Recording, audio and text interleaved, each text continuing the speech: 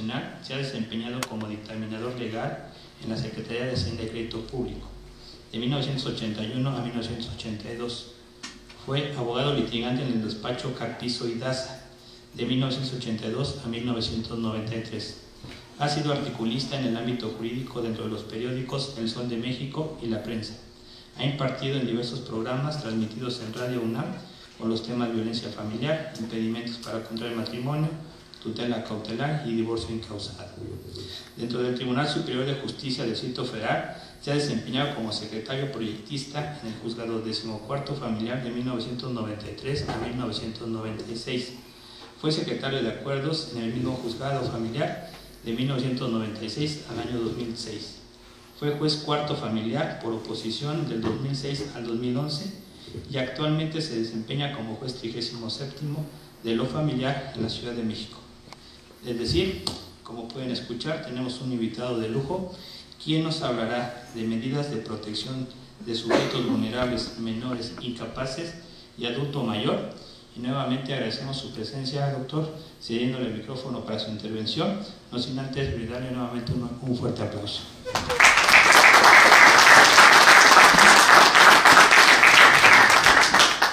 Muchas gracias. Muy buenas tardes. Me da mucho gusto estar con ustedes y primero que nada deseo agradecer la invitación que me hace la directora del campus, la licenciada Sofía Adriana Santos Jiménez, el director de la carrera de Derecho, Gustavo Robles Prado, muchas gracias, señor director, y mi querido amigo maestro licenciado Nicolás Vázquez Flores, que los tres me han honrado con su amistad y que me han dado la oportunidad de estar en varias ocasiones en este lugar compartiendo experiencias y compartiendo algunos temas muy importantes. Ese tema resulta muy interesante.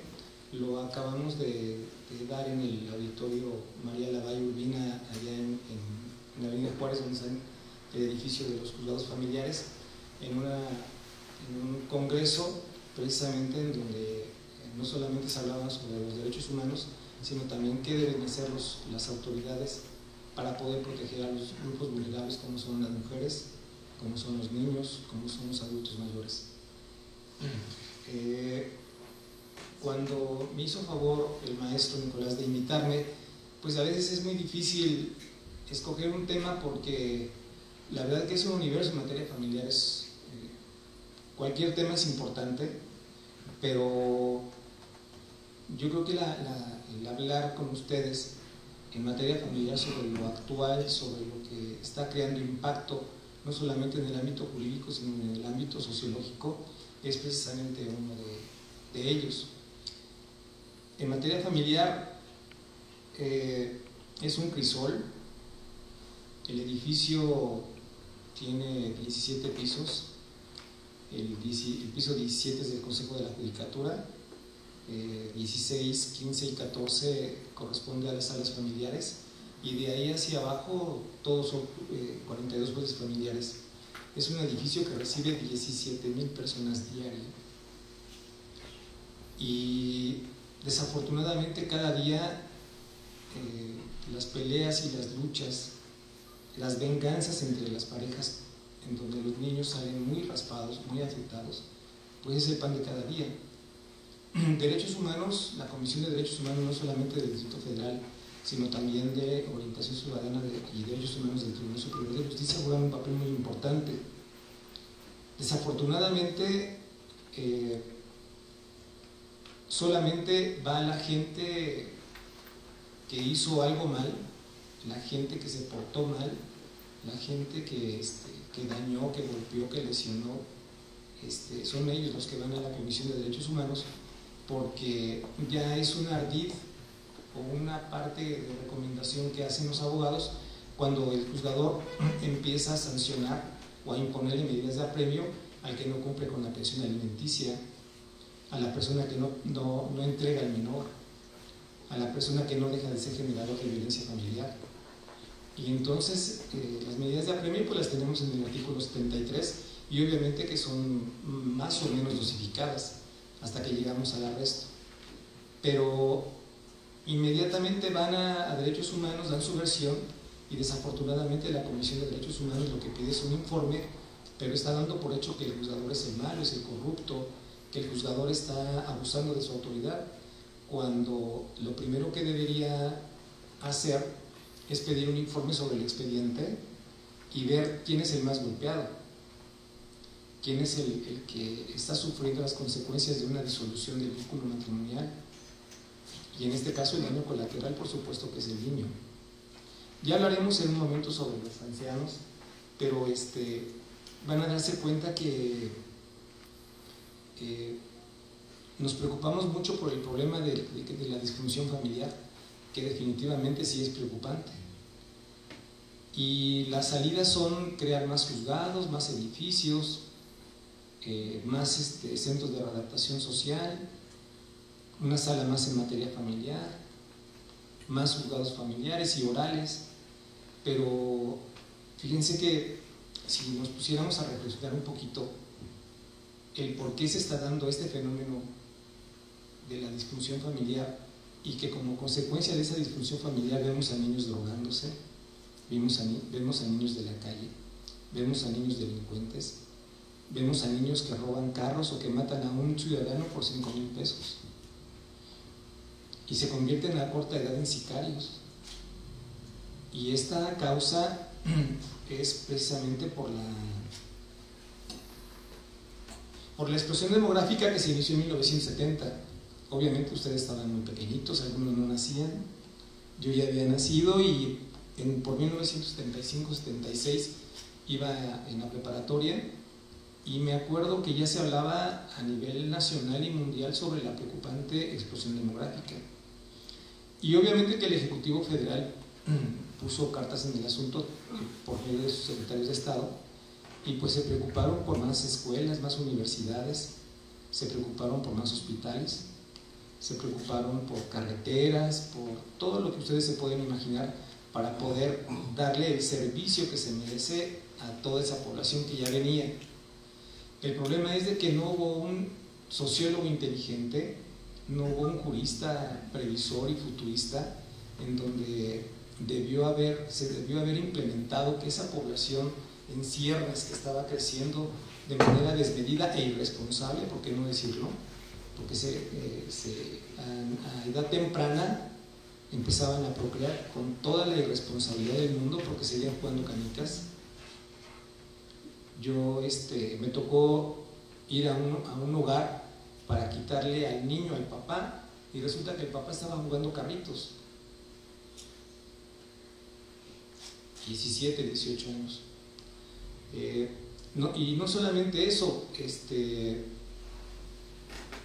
conforme ustedes lo saben, conforme fue pasando el tiempo, pues vino ya que un cártel del Golfo, que el cártel de Sinaloa, se peleaban por las drogas, y después ya vino la guerra frontal al narcotráfico y murieron más gente que americanos en la guerra de Vietnam, y obviamente el daño colateral para la sociedad, y eso lo estamos viviendo el día de hoy.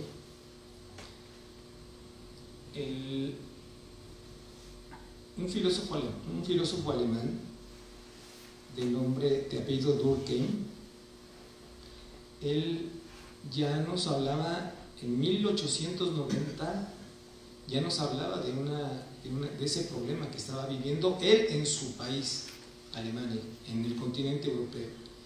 Y él hablaba precisamente sobre la total ausencia de valores, o la pérdida de los valores y principios éticos, religiosos, morales que la ciudadanía estaba viviendo, y lo hizo valer, lo plasmó en un libro y lo acuñó como anomia, esa enfermedad en la que todos hoy, esa ausencia de esos valores, él la acuñó con la enfermedad de anomia. Esa anomia, bueno, pues esa ausencia de valores la estamos viendo el día de hoy en los estados de Sinaloa, Monterrey y toda esa parte norte de Tamaulipas. Pues amanecen 5, 6, 7 personas colgadas, otras mutiladas, y la gente pasa, y los carros también, y se pueden dar cuenta que ya no les causa sorpresa. En nosotros también, en la televisión o en la calle, vemos que se están matando, que están robando, que acaban de matar a otra persona y pues no seguimos, no nos vaya a tocar, no pedimos auxilio, no lo apoyamos. Y ese problema sociológico lo estamos viviendo ahora, y yo se los estoy comentando ahorita porque esto no lo podemos permitir ya. El tribunal está haciendo su parte, las universidades deben estar haciendo lo mismo, y ustedes como estudiantes, como futuros profesionistas y como padres de familia, que primeramente Dios lo van a hacer con el tiempo, tienen que comprometerse con sus hijos a evitar esa disfunción familiar, a pensar bien en el matrimonio, en pensar que esta mujer es para mí, para siempre. Pero además no se crean que ustedes son los guapos o son los rompecorazones, son ellas las que escogen al hombre. Y desafortunadamente muchas de las veces son ellas las que se equivocan, porque nosotros damos una cara de novios y ya en nuestro hogar, ya en el domicilio, pues ya eres mía, ya tenía lo que quería, y entonces viene la indiferencia, viene el maltrato, y vamos a ver más adelante cómo la violencia familiar se cataloga de 4 formas. Lo grave de esto es de que el legislador se dio cuenta en el año 2000 que existía la violencia familiar, fíjense, y entonces empezaron a trabajar y a trabajar en cuanto a la legislación se refiere, y empezó manejando un concepto muy chiquito, muy corto, muy escueto, y decía que la violencia familiar era los actos u omisiones graves cometidas por un miembro de la familia en contra de otro, produciendo o no lesiones y también daños psicológicos. El grave problema es que si estas agresiones se cometían fuera del domicilio conyugal, entonces salía de la esfera de protección y no era violencia familiar. Así que el papá, para no incurrir en violencia familiar, sacaba a la mujer y en el parque le ponía su tunda y ya la regresaba, ¿no? Entonces el legislador recapituló y empezó a reformar no solamente este artículo 323 que habla sobre la violencia familiar. Ustedes han visto con el paso del tiempo cómo la materia ha cobrado mucha importancia, más que la materia penal, más que la materia civil y mercantil. ¿Por qué? Pues porque la familia es la base de la sociedad, y cuando haya esa disfunción familiar, ¿en dónde va a estar la base de la familia, la base de la sociedad? Ya no va a haber.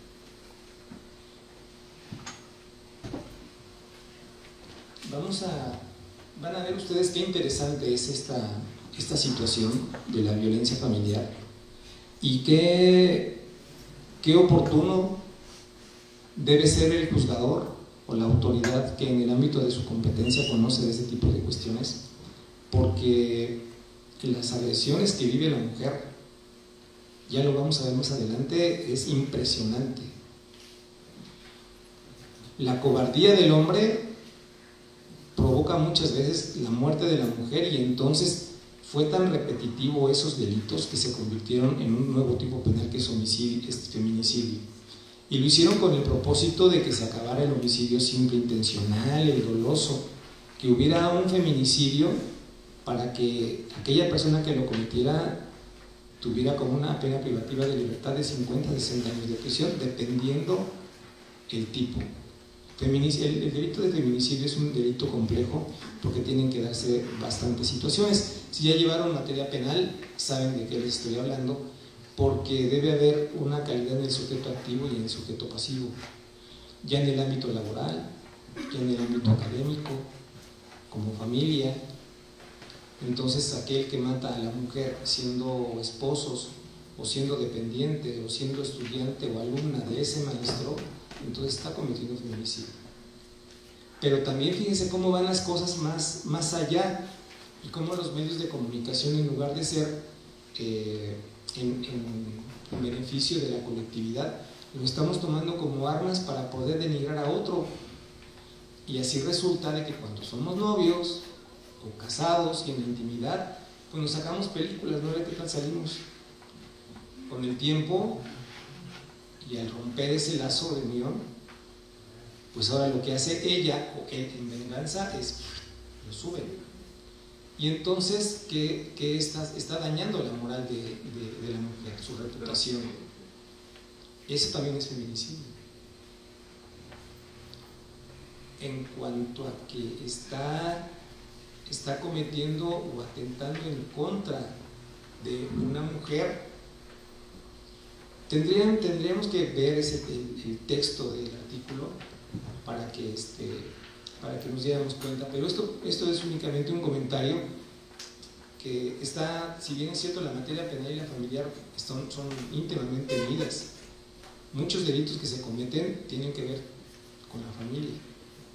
Fraude en administración, en sucesiones, lesiones, abandono en los deberes alimentarios, por mencionar algunos, pues interviene tanto la materia penal como la materia familiar, en la extradición, la retención de menor, la restitución de menor, la tutela, las omisiones que comete el tutor con respecto a su pupilo, y así sucesivamente. Vamos a entrar en materia.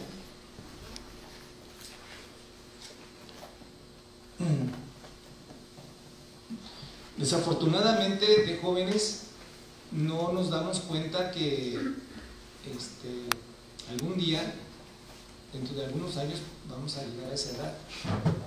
Pero lo más importante es que en el camino nos preparemos para llegar de manera digna, de manera rodeado de amor. ¿De quién? De mis hijos, de mis nietos, de mis bisnietos, de mis hermanos, si es que todavía viven, de tal manera que no nos encontremos con esta situación. Cuando yo era proyectista y secretario de acuerdos, nunca me tocó ver un problema tan grave como ahora lo están viviendo los ancianos. ¿Y cómo empieza?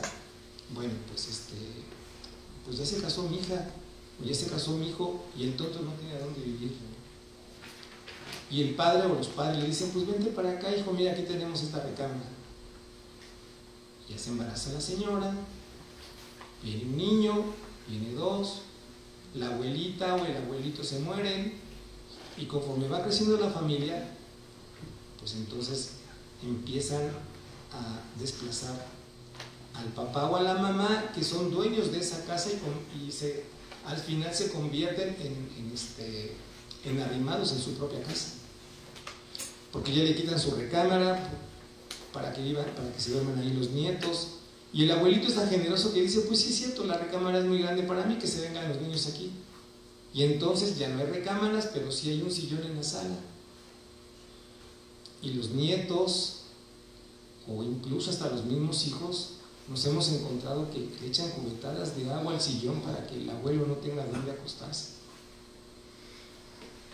Y en cuanto lo ven dormido, le hacen travesuras que pueden caer en lesiones. Y entonces yo les pregunto, ¿en dónde están esos principios morales? Esos principios de familia. ¿Y saben ustedes por qué no existen? Pues simplemente porque no nos lo dieron. ¿Cómo le puedo yo dar principios a mi hijo si yo no los tuve? Y entonces crecemos como las plantas. Pero, si yo me doy cuenta que en mi infancia no tuve esos principios, no fui alimentado con amor, lo menos que debo hacer es darle a mi hijo ese ámbito de protección, prometerme a mí mismo el no golpearlo, el no insultarlo, el no agredirlo, el darle un área de confort. Pero si el niño hace travesuras o algo por el estilo, bien es darle un buen regaño, y se los digo con todo respeto, un buen manazo a tiempo es no volver a hacerlo, y premiarlo, incentivarlo, hablarle de su abuelito, cómo me trató a mí, ámalo, quiérelo.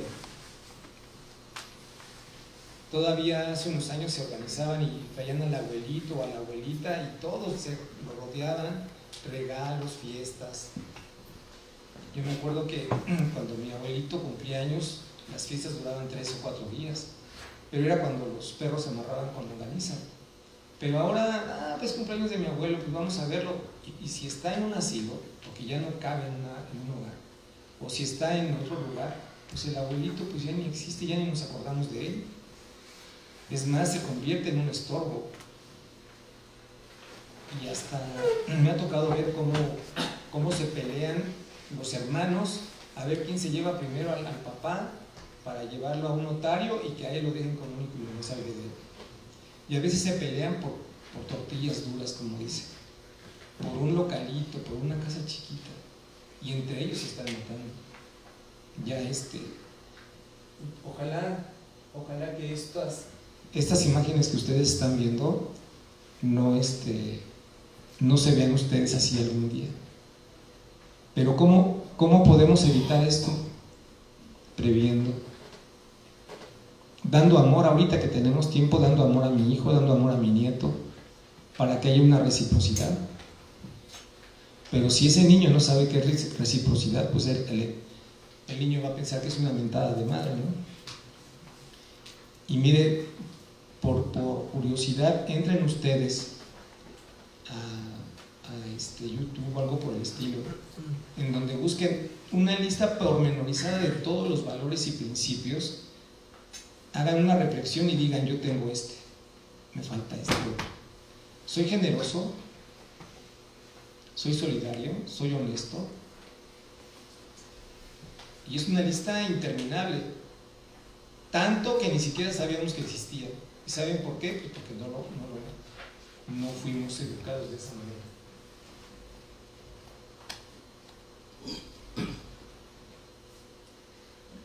Esta es la familia ideal.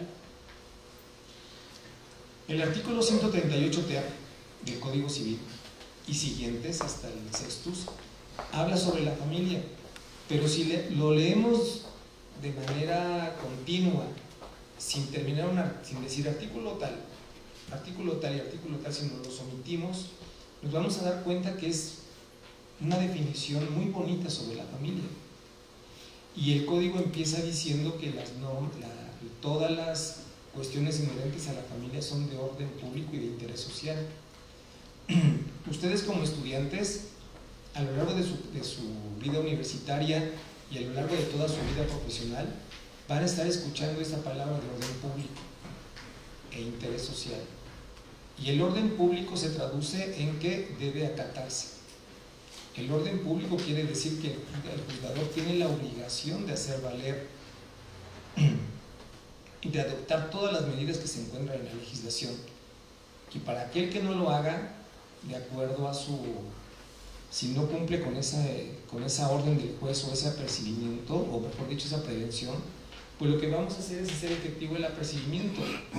Vean ustedes cómo la familia nace por cuestiones de parentesco, consanguíneo, concubinato o adopción, en donde hay amor, respeto, solidaridad, en donde el objeto no solamente es la procreación, sino el cuidado de todos los que estamos viviendo, ¿no? Desafortunadamente, con estas últimas reformas, en especial el artículo 1 de nuestra Constitución Política, que es muy interesante, y sugiero que como estudiantes, independientemente de que el maestro lo haga en la materia que corresponda, sí pongan mucho empeño y mucho interés en este artículo 1, porque van a encontrar conceptos como el control difuso de constitucionalidad, que se escucha muy raro, el derecho pro hombre y el ex officio. Es un artículo muy importante, porque ya no le corresponde al órgano federal el intervenir para poder hacer respetar los derechos humanos. El avance del derecho pro hombre radica en que todas las autoridades en el ámbito de su competencia tienen la obligación de respetar y hacer respetar los derechos humanos de cualquier persona. Que el no hacerlo incurre en responsabilidad. El no adoptar las medidas necesarias para poder proteger a este anciano, a la mujer lesionada, al niño violado, entonces la autoridad que en el ámbito de su competencia está a cargo de resolver una situación está incurriendo en responsabilidad. Y vamos a ver que ese artículo 1 de la Constitución se basa en 4 principios básicos y fundamentales, pero terminemos con este concepto. Y nos dice que las disposiciones a que se refieren a la familia son de orden público e interés social. tienen por objeto la organización y el desarrollo integral de sus miembros basados en el respeto a su dignidad. Las relaciones jurídico-familiares constituyen el conjunto de deberes, derechos y de las personas integrantes de la familia vinculados por lazos de matrimonio, parentesco o concubinato. Es deber de los miembros de la familia observar entre ellos consideración, solidaridad y respeto recíprocos en el desarrollo de sus relaciones. Los niños obedecen mientras pueden y mientras los padres pueden controlarlo. Cuando el niño va creciendo, si no tenemos atención en ellos, si no tenemos el cuidado de ver qué televisión están viendo, qué programa están viendo, y ahora con las lab y las computadoras, con tal de que me dejen en paz se la compro, yo hago mis cosas y el niño está divirtiéndose viendo juguete, lo que sea. Pero qué tal si le atina a un botón o algo por el estilo en donde va a adelantarse a ver algo que no debe ver, y entonces lo toma esa información que recibe de manera irregular y anómala. Entonces lo que puede traer como consecuencia es que el vecino, la vecina, sea víctima con el tiempo de él, porque no fue bien ubicada esa situación. Y la verdad que como padres somos egoístas, y me cuento entre uno de ellos, porque llega el momento en donde cuando nos subimos al tren y ya estamos en la carrera judicial, tenemos que sacrificar familia, salud, diversión, muchas cosas, con el propósito de que mi familia esté bien, llenarles de un área de confort. A ellos, ¿qué les importa si su papá ya comió o no comió, si les duele la cabeza o tiene problemas? Y la verdad que sí, creo que hay una edad en donde el padre debe estar presente, en una edad en donde el niño puede dispararse. Si el padre hace el esfuerzo por ir a firmar las boletas, a hablar con el maestro, cómo se está portando, el hablar por teléfono a su casa, dónde están, incluso ya de grandes, digo, qué padre es que, por ejemplo, en este momento reciben una llamada de su papá y que le digan, ¿dónde estás? Estoy en el auditorio, papá, no te puedo contestar. Pero se dan cuenta que el papá se está preocupando por ustedes, que hay esa comunicación, que se sienten ustedes bien y hasta bonito porque se preocupan, ¿no? Pero cuando le dicen, me voy a una fiesta, ¿a qué horas vas a llegar? Ay, papá, si la fiesta empieza a las 12 de la mañana y a las 6 de la mañana voy llegando a mi casa. El grave problema es, ¿cómo voy a salir de esa fiesta? Hay padres que dicen, no, yo te voy a dejar y voy por ti. Ay, qué vergüenza si ya tengo 19 años, qué grande. Pero vean cómo, si pasan ustedes por Calzada de Tlalpan hacia Tasqueña, o si vienen ustedes de Tasqueña por el lado donde está el camellón y van despacito, a mí me espanta ver 7 cruces en un árbol ahí, y en el siguiente 4 cruces, y en el siguiente 6, y de este lado no se diga.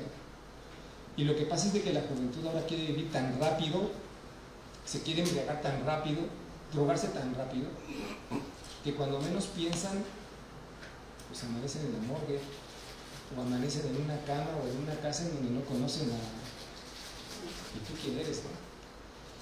Y no se trata de eso. Es, como dijo Alejandro Sanz, viviendo la vida tan deprisa, pues no se aprecia. Y lo que debemos apreciar es precisamente, en este momento, es estar en este recinto universitario, recibiendo una información que a futuro les va a servir. Ese es apreciar. Y salir de aquí y comentar lo que se haya dicho, pero también irse con ese propósito y con esa reflexión. ¿Tendré yo todos los principios necesarios para poder transmitirlos a mi familia?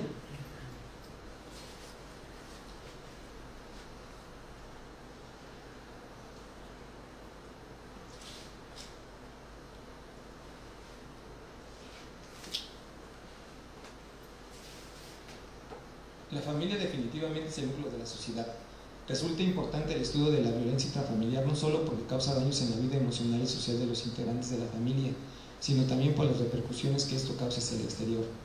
La familia es el lugar en donde el hombre conoce los valores humanos, sociales, morales, culturales e incluso los religiosos, y con base en ellos aprende a relacionarse socialmente.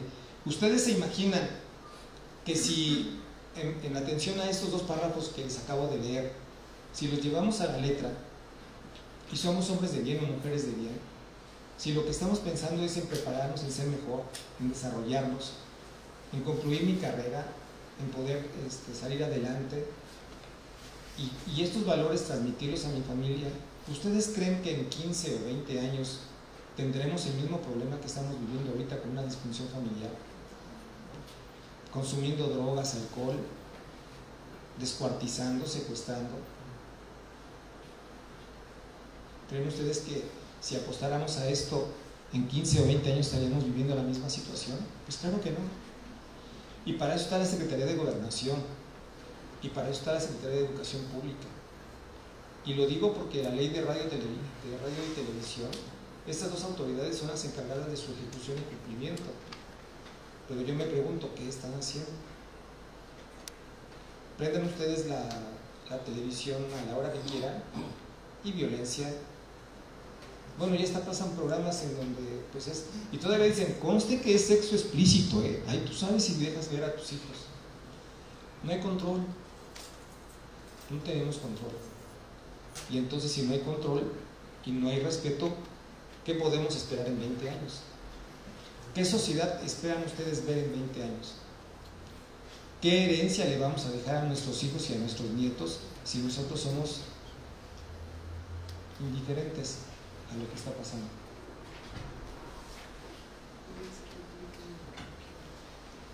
El artículo 323 es de reforma y nos dice que los integrantes de la familia tienen derecho a desarrollarse en un ambiente de respeto a su integridad física, psicoemocional, económica y sexual, y tienen la obligación de evitar conductas que generen violencia familiar. A tal efecto, contarán con la asistencia y protección de las instituciones públicas de acuerdo a las leyes para combatir y prevenir conductas de violencia familiar. ¿Qué se entiende por integrante de la familia? Pues a la persona que se encuentra unida a otra por relación de matrimonio, concubinato o por un lazo de parentesco, consanguíneo en línea recta, ascendente o descendente, sin limitación de grado colateral o afín hasta el 4º grado, así como como el parentesco civil. ¿Ustedes ya llevaron sucesiones? ¿Quién lleva sucesiones?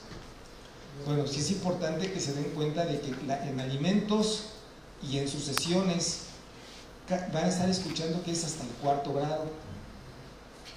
Después del 4º grado ya no existe esa obligación. La única obligación es respetarse como congéneres, ¿no? Pero sí es importante que lleven ustedes esta materia, que sepan definir cuál es el consanguíneo ascendente, descendente, cuál es el colateral, porque les va a funcionar cuando reclamen alimentos. Porque si mi padre no tiene dinero o ya no existe, pues me voy en contra de mi abuelo. Pero si mis abuelos no viven, pues entonces me voy en contra de mi tío. Y si no le alcanza a mi tío, me voy de los demás tíos. Y si no, al otro tío. Pero la cuestión es que los alimentos son tan importantes y tienen tantos principios fundamentales que el legislador estimó que se debe comer porque esa es la única forma de subsistencia. Y entonces podemos hablar de que son inalienables, inembargables, imprescriptibles, de orden público, de interés social, de tracto sucesivo, que se vencen de momento a momento. Todo eso lo van a ver, o están próximos a verlos, y se van a dar cuenta que son figuras jurídicas dentro de la familia, los alimentos, que el aprendérselos, y no solamente aprendérselos, sino después transmitirlos en nuestra demanda, es algo que llena como profesionales, y ustedes deben alimentarse de todo esto. La justicia y la bandera no nos da otra cosa más que nuestra Constitución. Y como repito, la parte importante es esta. Obviamente que todos, por supuesto, todos los párrafos del artículo son importantes, pero lo que en este momento a nosotros nos interesa es este párrafo. Todas las autoridades en el ámbito de su competencia tienen la obligación de promover, respetar, proteger y garantizar derechos humanos de conformidad con estos principios, compañeros: universalidad, interdependencia, indivisibilidad, progresividad.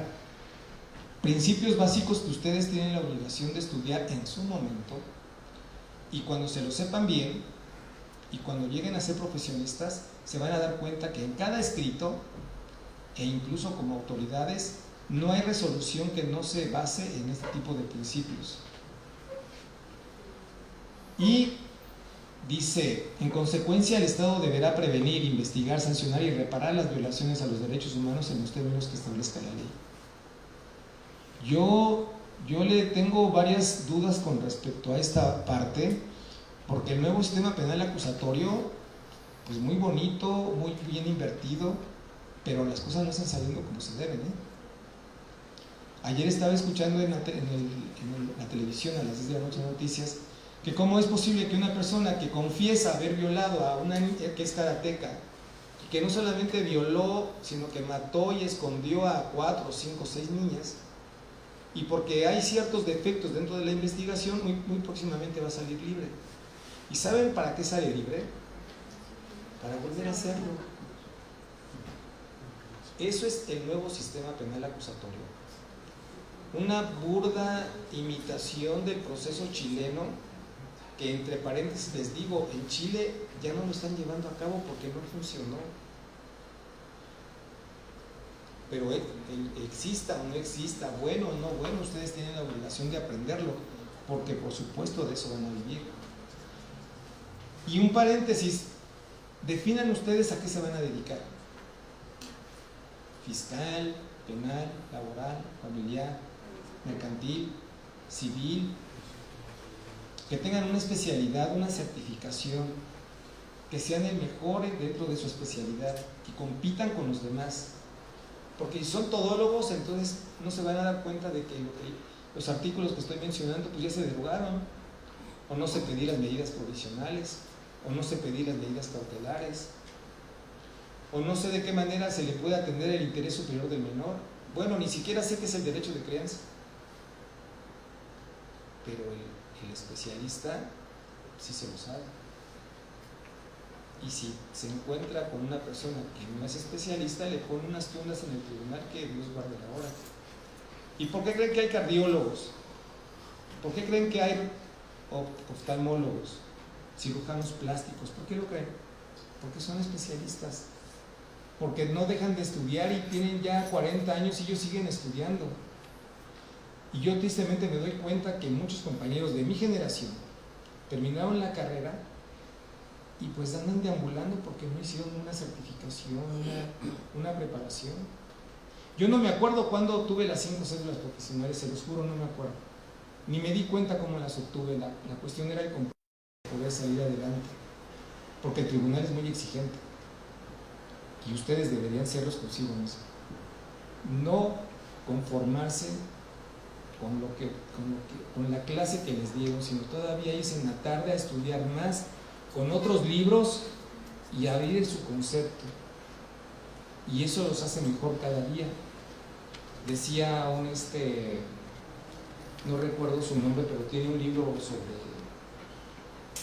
cómo ser mejor, y únicamente le dice: trata de ser mejor un 1% diario, y cuando termine el año vas a ser 365% mejor. ¿Y cómo es? Pues destinándole unos minutos más al estudio, tratar de memorizar más los artículos. Ay, tú eres un codiguero, pero soy el mejor. Y aquí sale a colación cuando dicen: ah, ¿ya viste ese güey qué carro trae? Pues a mí me gustaría que me dijeran así, ¿no? ¿O qué casa tiene? ¿O qué ropa viste? ¿No les gustaría, abogado? Eso solamente lo da el estudio. Eso solamente lo da la preparación bajo 2 conceptos: continuidad y perseverancia, disciplina. Y cuando hacen de eso, ese es su modo de vivir, pues entonces ya no les llaman tanto la atención las fiestas, ni el reventón, ni nada por el estilo, porque lo que están haciendo es preparándose para el futuro. Porque cuando pasen 10 años, aquel que estuvo en el reventón pues anda en un taxi, con perdón de los taxistas, o vendiendo libros, con perdón de los que venden libros. Pero yo, por ejemplo, voy a estar en un despacho, en una oficina, voy a ser director, no me puedo permitir menos, porque los escalones que tiene el éxito, esos se los ponen ustedes. Si tiene 10, hasta ahí van a llegar.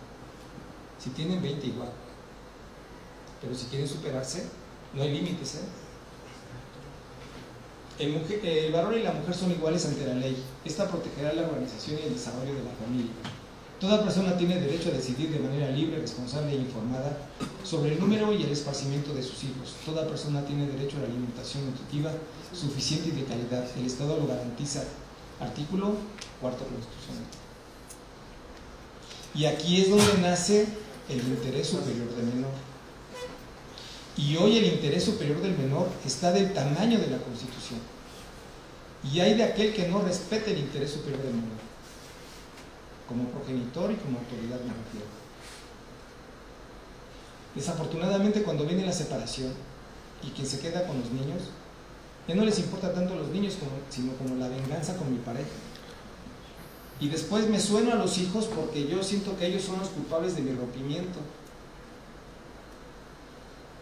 Ah, pero no te lo voy a dejar ver.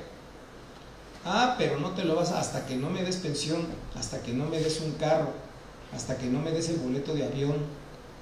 Y entonces, como mujeres, con todo respeto, nos prostituimos. Y entonces dejamos la dignidad a un lado. Entonces en ese momento valgo más yo que lo que mi hijo merece. Porque en ocasiones la pensión alimenticia se la gasta a ella y los hijos lo que merecen solamente son limosnas, o migajas, se los digo yo. 24 años en el tribunal lo garantizan. ¿Se pueden imaginar ustedes como padres de familia haciendo esto? El hombre juega un papel muy importante dentro de la violencia familiar. ¿Qué lo provoca? El estrés, el desempleo, los conflictos familiares, el no me dejo, el no me grites, soy muy macho. Pero déjenme les digo, el golpe como quiera se quita, ya vamos a ver ese video también. El golpe como quiera se quita y en una semana pues me pongo un parche o no salgo. Pero este tipo de violencia psicológica causa un daño irreparable, ¿eh? Y las mujeres se llevan las palmas, ¿eh? El hombre como quiera que sea le dice, oye, estoy muy gorda. No, mi vida. El pantalón, creo que hay un comercial de eso, ¿no? O hablan mucho de esto. Oye, ¿crees que me veo muy gorda? No, mi vida, te ves preciosa. Aunque esté gordita, pero pues es mi esposa y así la amo, ¿no? Pero cuando le digo de otra forma que está gorda, de otra forma que ya no me gustas, de otra forma que ya no te soporto, que sufro incluso el acostarme contigo, y entonces vemos cómo el daño psicológico radica precisamente en denostarnos, en sobajarnos, y eso causa depresión, y eso causa sumisión, y eso causa que muchos, si es hombre o mujer, ya no crezcamos porque consideramos que mi esposa o mi esposo tiene razón, ya no puedo hacer nada fuera de esta puerta. Y yo conozco a mucha gente con 2 o 3 mujeres abandonadas que se incorporan a trabajar y en cuanto tienen tiempo se van a la universidad y terminan la carrera, ¿eh? Y eso es actitud, eso es valor, eso es dignidad. Esos son valores que no conocemos. Volvemos a lo mismo.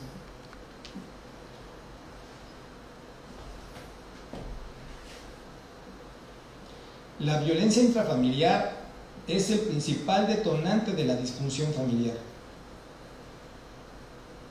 En el aspecto físico, psicológico, económico y sexual.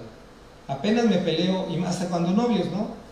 Terminamos y dice ella, ay, devuélveme todo lo que te devolví, lo que te regalé.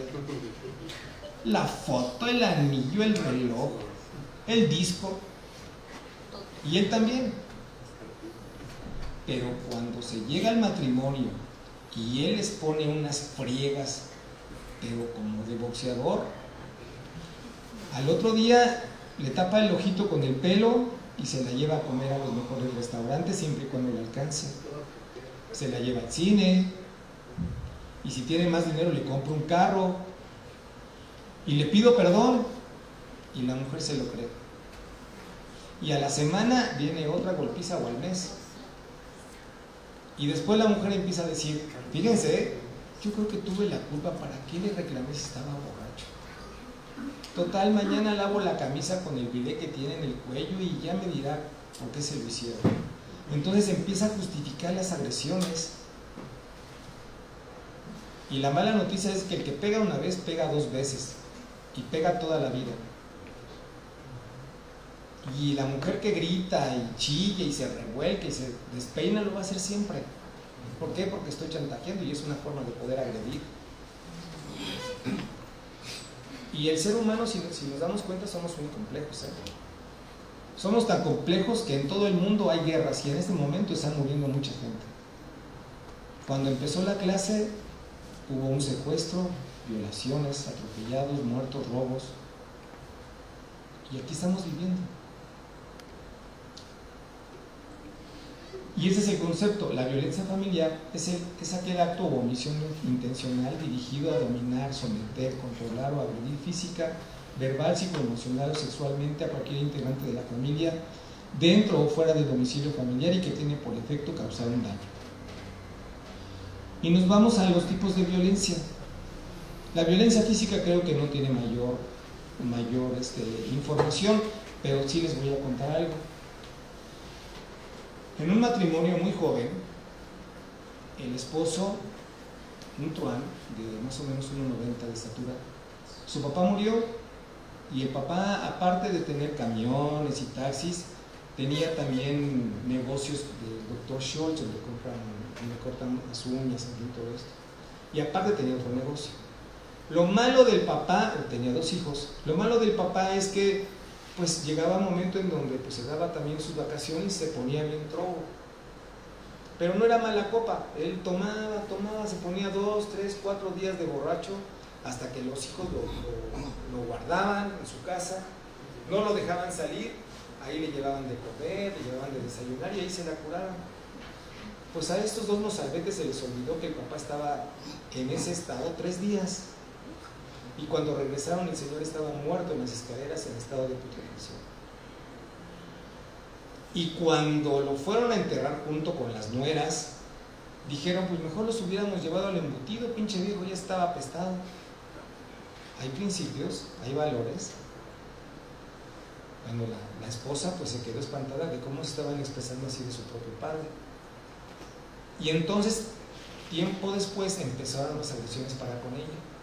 Y le ponían unas golpizas en donde pasaba una semana y ya la dejaba salir. Le ponía otras golpizas más fuertes y si la lesión duraba un mes estaba dentro de la casa.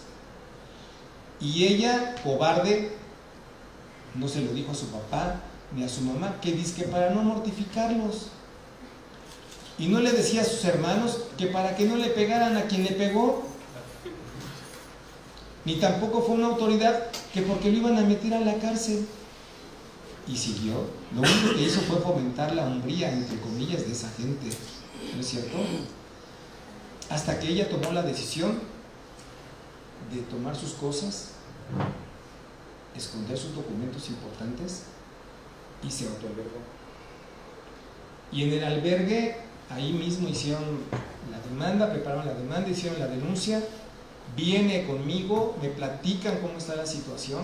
Y de veras de estar leyendo y escuchando a la jovencita, porque no tenía más de 21 años, tomé decisiones, si ustedes quieren, drásticas. Te sales de la casa, guarda y custodia en favor de la mamá, la que se va a llevar a cabo en el domicilio conyugal, no te vas a acercar a 1 kilómetro, vas a dar 25,000 pesos de pensión alimenticia o manifiéstame bajo protesta de decir, ¿verdad? ¿Cuánto ganas? Al día siguiente, porque tenía que surtir el auto, fue el actuario, fue fuerza pública y encontraron un letrero que decía, se vende. El tipejo ya había abandonado la casa y ya estaba escondiendo, porque fue a ver a su suegra además y le dijo, suegra, mi dinero, secuestraron a mi esposa, mi dinero. Y su hijo pensaba en sus cuentas bancarias, pero no pensaba en la suerte de su mujer ni en la de su hijo. Y ahí se enfrascó el procedimiento. Y entonces lo malo de esto es de que el juez, el funcionario público, que no debe ser, porque un principio de la impartición de justicia es la objetividad.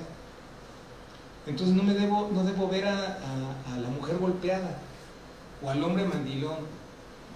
Debo ver a una persona justiciable a la que tiene que impartirse justicia como debe ser. y lo que me pides yo te lo doy conforme a derecho, y entonces fundo y no pido. Pero aquí fui con todo. Y ese señor no vio a su hijo en un año, hasta en tanto no se demostró que era apto para tener un régimen de visitas. ¿Y qué creen? No fue apto.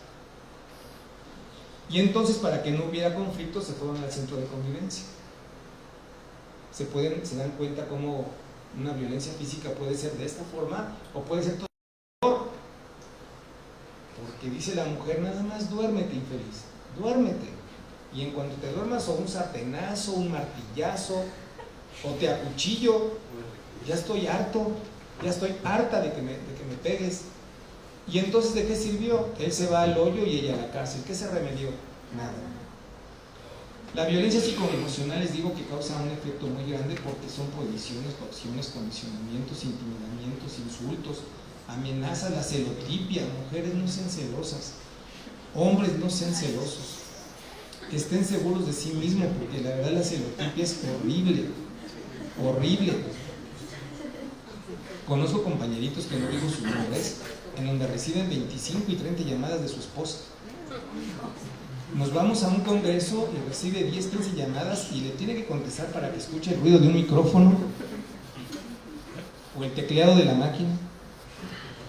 Y esa inseguridad mata. Lo peor de todo es de que el hombre le gusta, o a la mujer le gusta que la celen. Ay, me ama, pero no deja crecer. Si se dan cuenta, la celotipia no deja crecer a nadie. Ni crezco ni dejo crecer.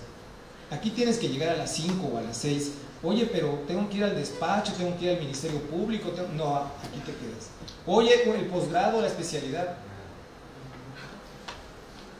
Por eso dicen, de vez en cuando hay que pegar a la mujer para que sepan quién es el hombre.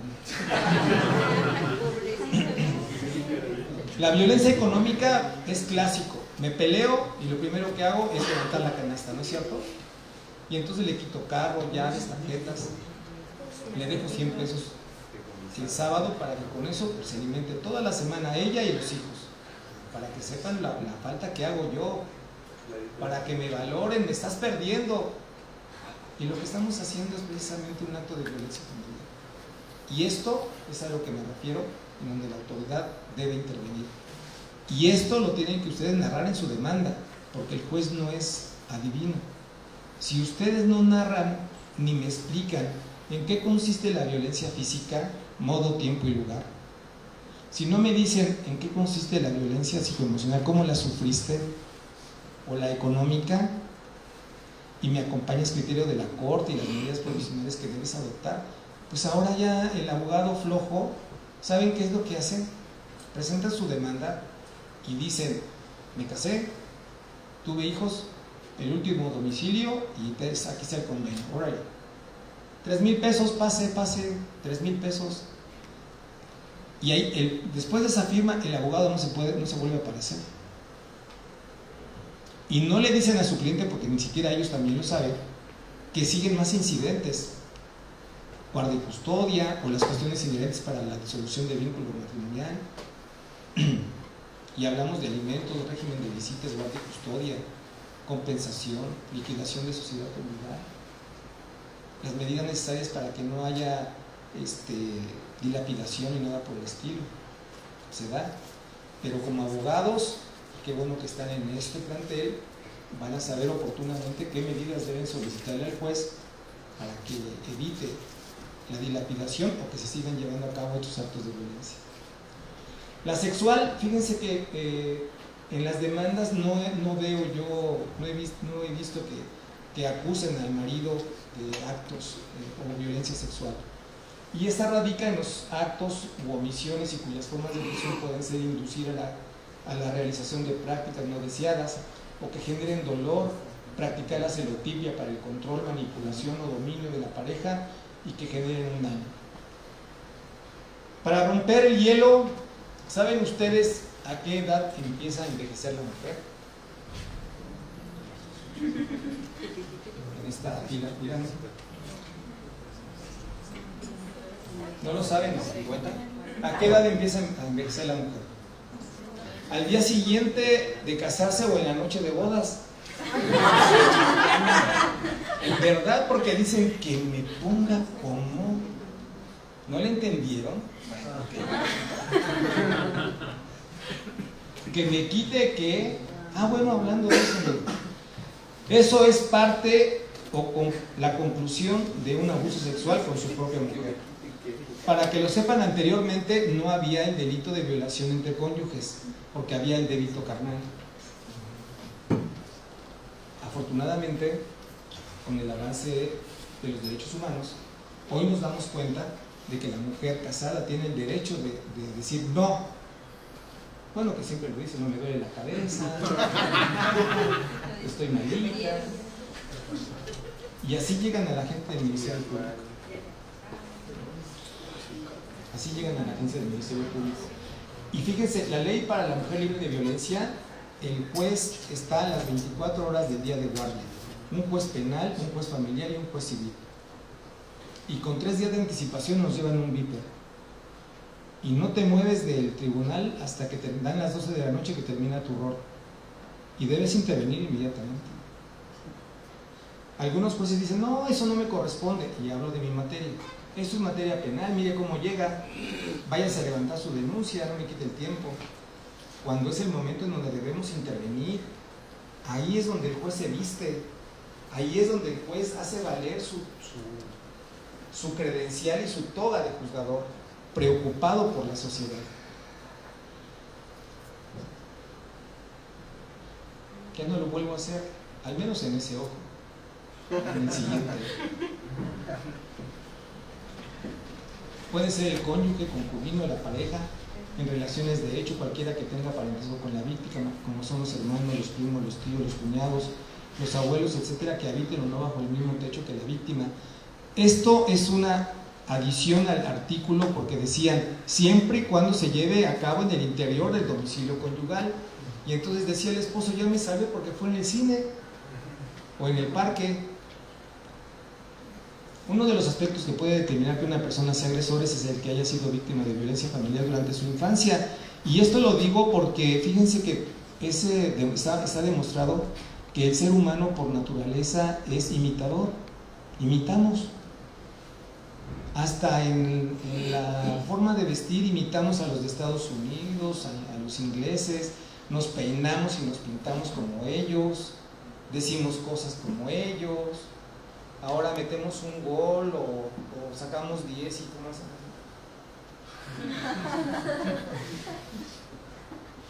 Pero ellos no son como nosotros. Ellos no tuvieron cultura maya, azteca, tolteca. Nosotros tenemos raíces, tenemos historia, ellos no.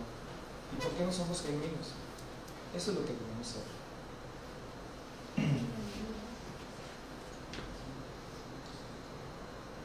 La crisis económica es un factor, pero la adicción, las adicciones todavía lo son más. Una persona adicta acaba con la familia, acaba con su trabajo, acaba con su propia vida, destruye.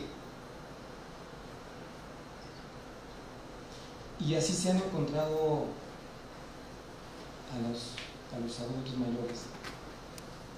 En una ocasión, un abogado acudió en demanda, contratado por varias personas, exigiendo un régimen de visitas con su mamá, que la tenía cuidando otra hermana que es enfermera, pero la tenía cuidando en la casa de la mamá, y ya tenía su pareja, ya le había dado cuarto a otros hijos, y la abuelita, cuando fueron a verla, me enseñaron fotografías en donde estaba lacerada la abuelita casi así, con escaras, con anemia. Y entonces yo no admití el juicio de controversia de orden familiar de régimen de visitas. Ya parece que voy a decir, con las copias simples de traslado, emplácese y a ver que la hermana si permite o no el régimen de visitas. Estábamos en presencia de un juicio de interdicción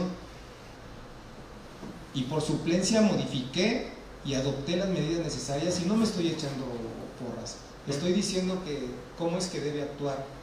Hay juicios en donde se presentan de esta forma y es la gran oportunidad de poder sacar adelante de lo que hemos aprendido en congresos, en la escuela, en la universidad o incluso en nosotros mismos cuando estamos aquí.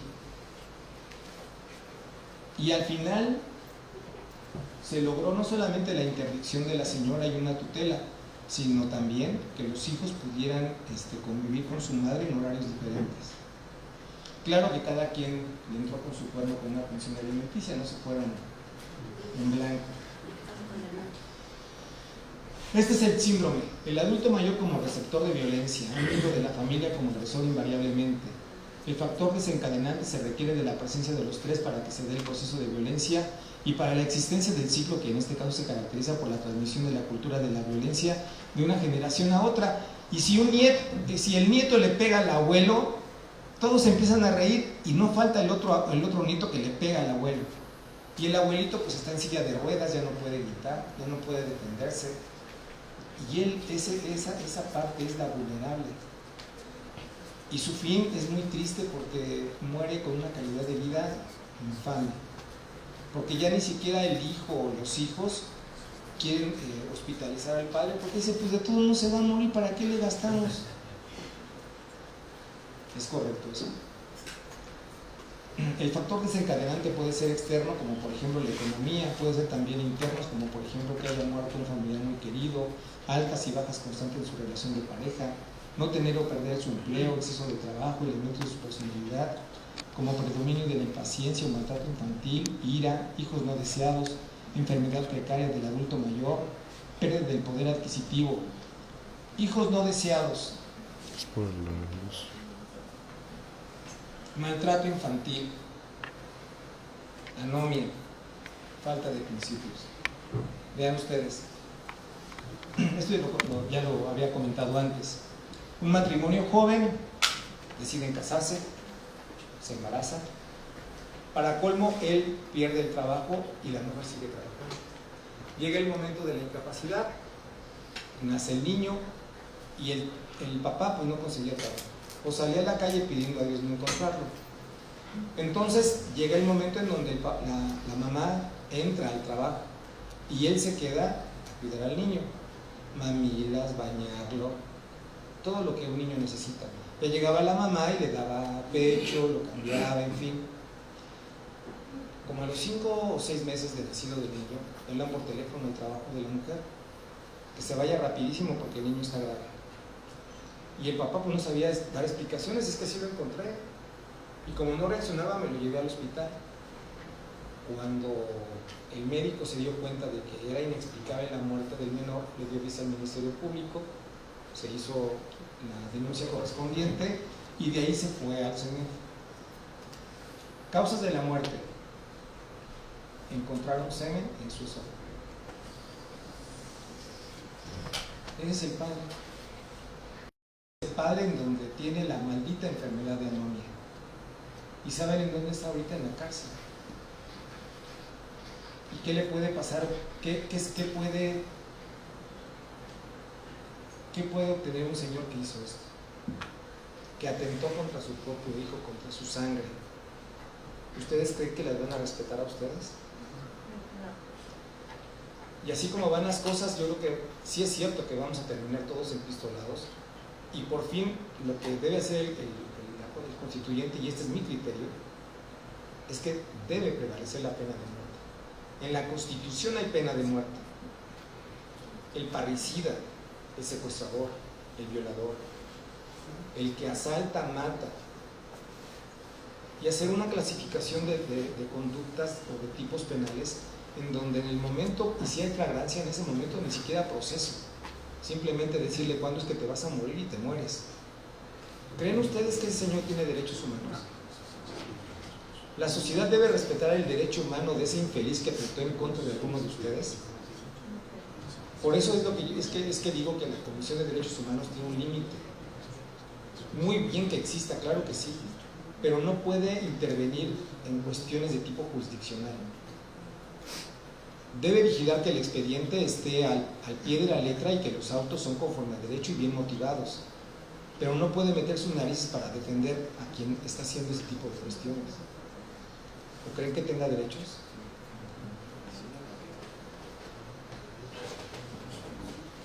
Fíjense viendo esta fotografía en donde están peleando un matrimonio ya grande, yo creo que ya tenían más de 50 años de casados, todos los hijos profesionales.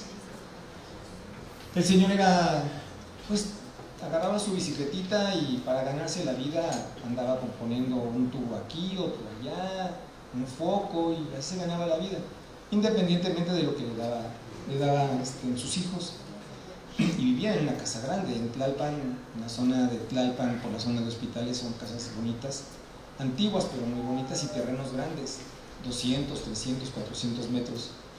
El señor, pues obviamente que se iba a poner el tubito, la estufa, y de regreso se compraba su botellita, ya por la tarde noche se echaba 3 traguitos y ya. Pero era diario, y la mujer lo regañaba.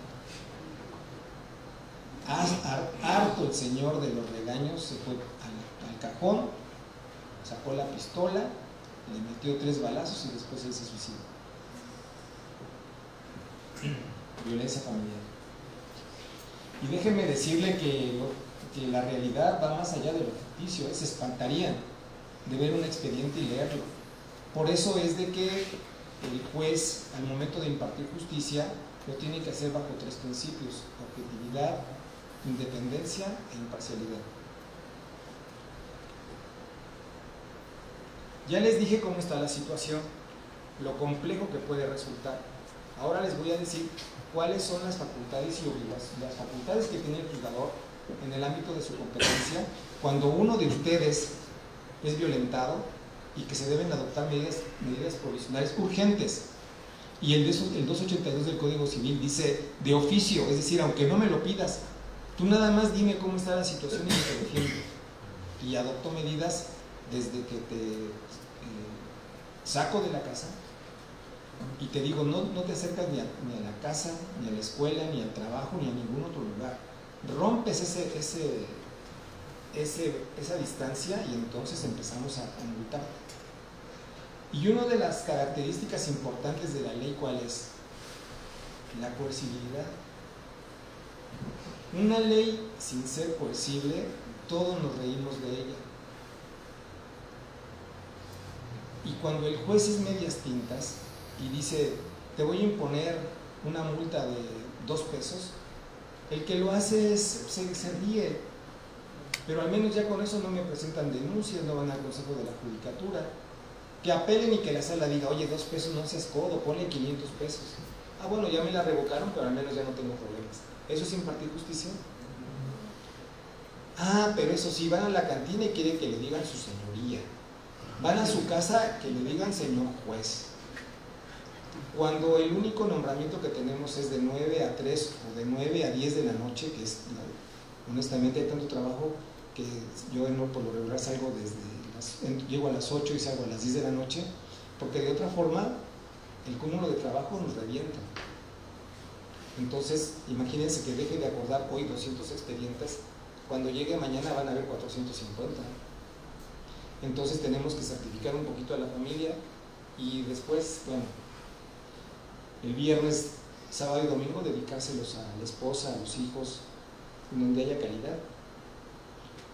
Yo tengo 34 años de casado y 5 de novios, 40 años de conocer a mi mujer. Y le he aguantado muchas cosas, pero no viene al caso en este momento.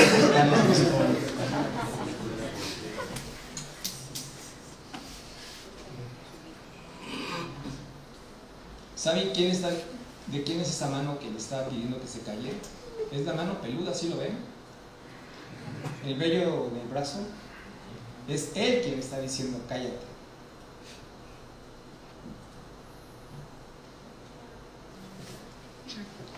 De acuerdo a la nueva ley para la asistencia de prevención de violencia intrafamiliar, tanto los generadores de violencia como las víctimas serán turnados a la Procuraduría para iniciar el procedimiento de ley.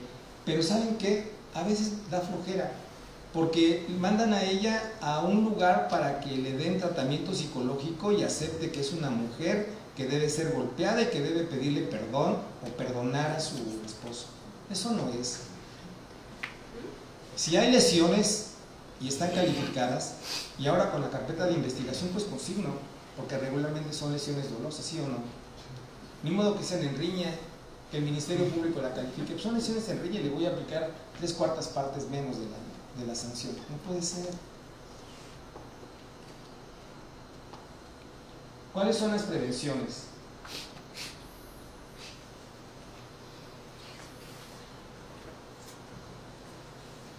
Debido a que el número de casos está en aumento constante en la ciudad mexicana, el gobierno y el pueblo se han visto en la necesidad de hacer algo para detener ese tipo de abusos. Los principales medios de los cuales ha valido la sociedad son las campañas publicitarias y la creación o modificación de las leyes penales para castigar a los agresores. ¿Ustedes los conocen? ¿Sí han escuchado estas campañas por parte del Ejecutivo Federal? ¿Saben ustedes en qué canal y a qué hora lo hacen? Entonces, ¿dónde está la ley de radio, televisión y cinematografía? ¿Qué está haciendo gobernación? ¿Qué está haciendo educación pública?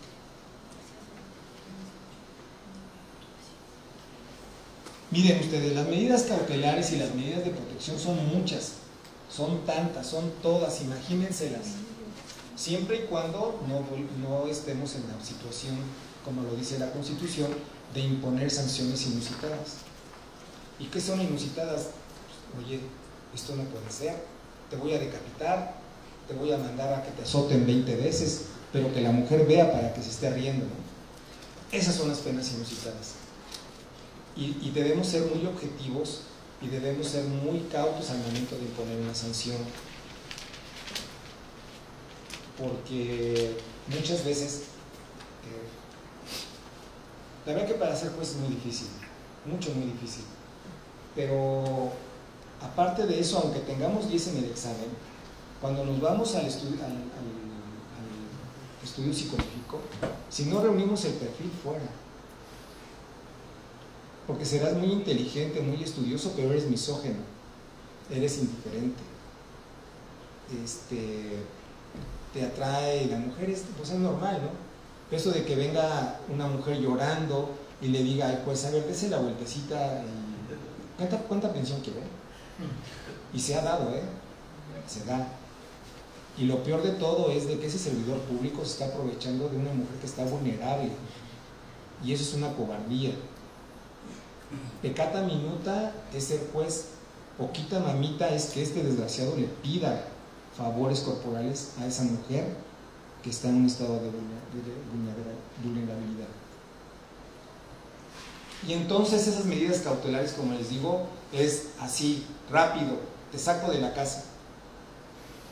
Así, oficio de seguridad pública, oficio a policía judicial, y ponte de acuerdo con el actuario, constitúyete en el domicilio conjuntamente con la madre, y en ese momento rompe cerraduras, allana el domicilio, busca de cuarto en cuarto, localiza a los niños y en ese momento entrégaselos a la madre. Eso es el poder, eso es una efectiva impartición de justicia. Pero el 17 constitucional está en espera de que sea pronta y expedita. Oye, me golpeó, mira, estoy en el hospital, dese vista a la parte contraria a ver si él efectivamente fue el que le pegó. Pues, ¿quién más? O que ella misma se haya flagelado. Miren, vean esto.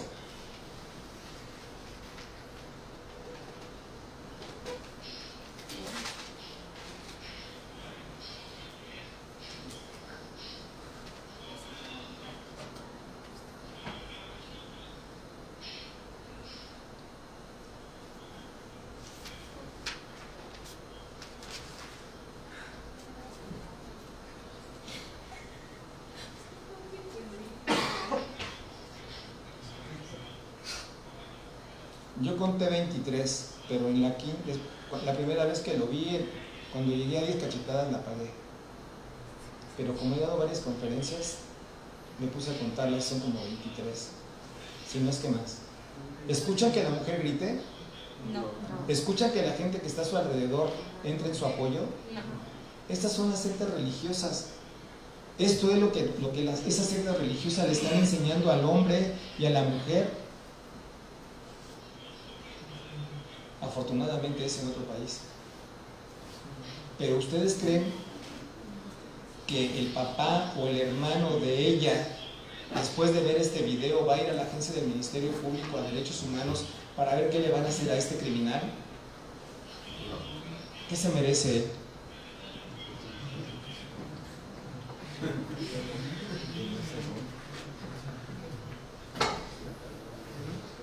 Esto es lo que está sucediendo en el mundo.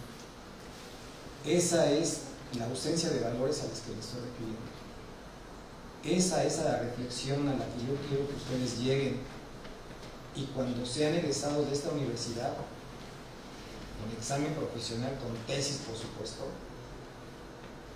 salgan en busca de justicia. No se preparen para divorciar, no se preparen para defender al huevón, al flojo, al cobarde. Prepárense para defender a la gente que de verdad lo necesita. Pero si ustedes van a defender al criminal, o van a defender al golpeador, o van a defender a todo lo que ustedes están viendo, claro que lo pueden defender porque pero no pueden soslayar ni prometerle que no van a salir que no van a hacer a la cárcel, que no van a dar pensión. Ahora róbate al niño y yo te aseguro que menos en 2 años la madre no lo va a ver. Eso no es ético. Y no quiero pensar que ustedes se estén preparando para eso. Este otro video que van a ver es una mujer que se tomó 365 fotos, día con día, día con día, día con día. Pongan mucha atención, porque de la alegría empieza la gesticulación de tristeza. Y de pronto huellas de lesiones, más huellas de lesiones, hasta que termina, bueno, la van a ver.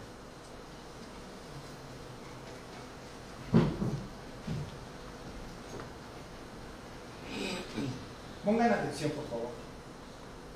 Ay, fui yo.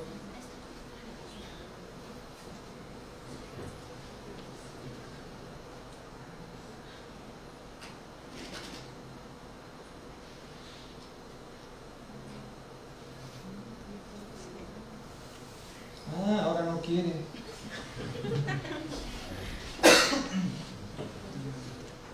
No, es la siguiente. Pongan mucha atención, por favor.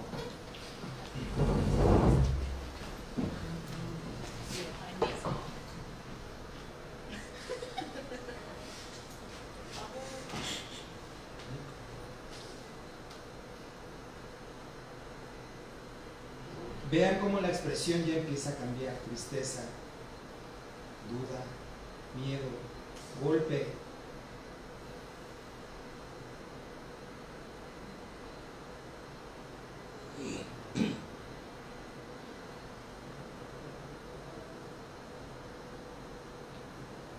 Más golpe, otro golpe.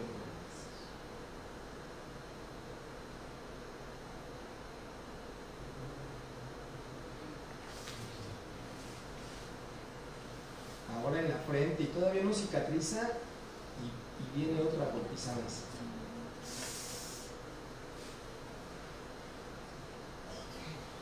Vean cómo va sanando y de pronto ¡pah! Hasta que pide auxilio. Eso es lo que se está viviendo hoy en día. Eso es lo que se está viviendo en la violencia familiar. Eso es lo que está viviendo la mujer. Y entonces, lo peor de todo es de que para la ley para la mujer libre de violencia dice que el juez puede intervenir con policía judicial y sacar a este tipo de la casa. ¿Saben por cuánto tiempo? Por 72 horas. Se ríe el tipejo y dice: ya se cumplieron. Toca la puerta, voy para adentro y ahora otra más. Eso es lo que quieren. Y Derechos Humanos va a proteger a ella. ¿Saben quién va a Derechos Humanos? Al que le imponen medidas de apremio, al que lo arrestan, al que lo ponen fuera de la casa. Porque el juez fue más allá de sus facultades.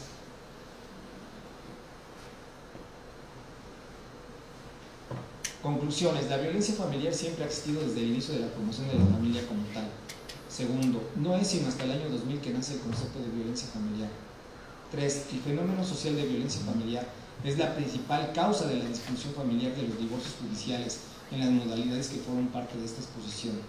La educación es un elemento importante para la prevención de la violencia familiar. Los principios morales que se reciben en la infancia son fortalecidos en la instrucción primaria y secundaria, medios importantes para prevenir en nuevas generaciones la violencia familiar. Las medidas urgentes y sanciones aplicables al caso concreto serán solo paliativos de no atacar la raíz del problema, y me refiero a irse a la familia. Los hijos de familia que son debidamente educados para honrar a sus padres y respetar a sus semejantes, fortaleciendo sus principios en su instrucción escolar, seguramente jamás serán personas generadores de violencia familiar. No podemos permitir que la familia deje de ser el principal núcleo de la sociedad.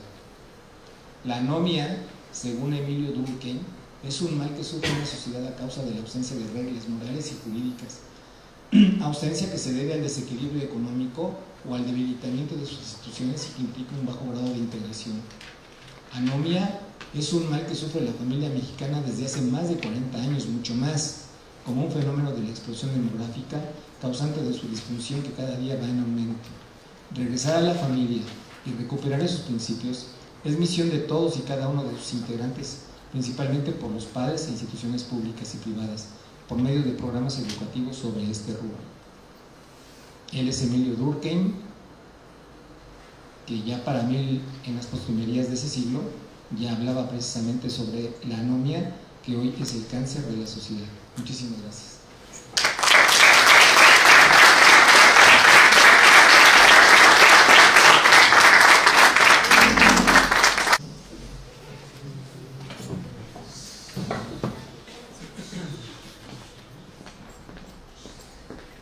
Gracias.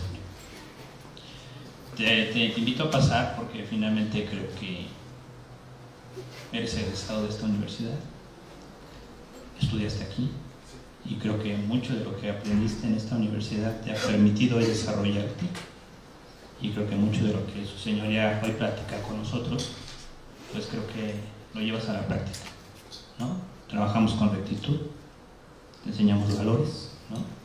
Y creo que nosotros hoy en día que estamos como profesores tenemos una gran responsabilidad con todos ellos, fortalecer estos valores, ¿no? Entonces, te pido que pases conmigo para que me hagas favor de entregar precisamente un reconocimiento al doctor por su participación. Si me haces favor de leer el reconocimiento, por favor.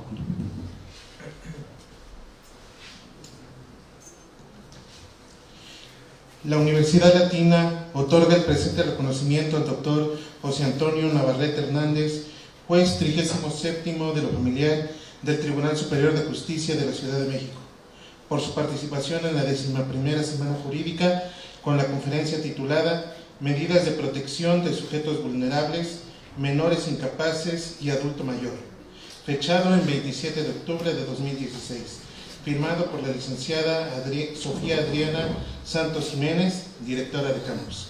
Muchas felicidades, señoría.